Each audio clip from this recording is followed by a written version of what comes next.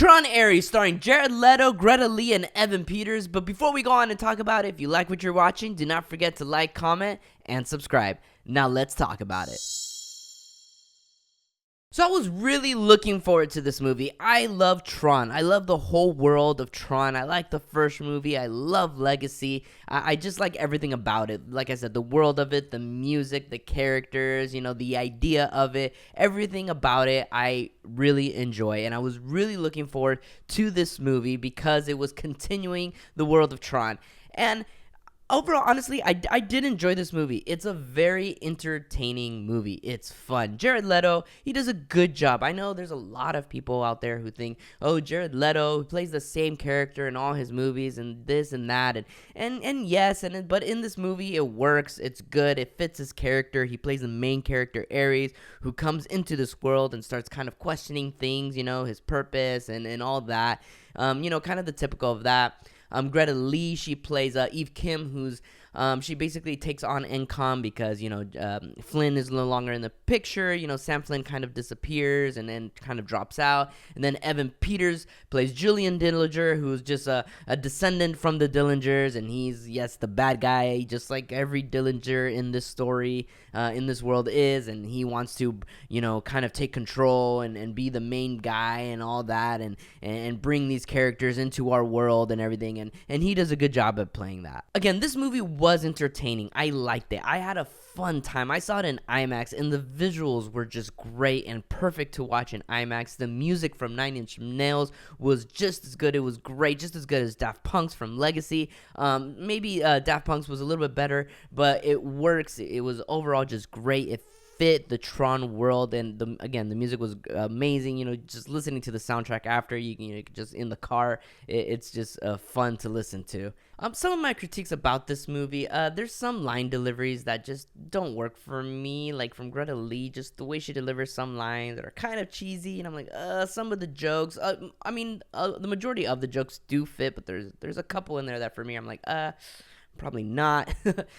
Some things in the story, like I think the trailer just misled us a lot. I really thought, the world of Tron was gonna come and they were gonna try to take over and all this, and that's not it at all. It's completely different. To step into some spoilers, Evan Peters, who plays Julian Dillinger, is trying to, bring Tron characters into our world, bring the grid into our world, but they only have 29 minutes to live, and so they're trying to get a code in order for them to last longer into our world, which leads me to one of my other critiques.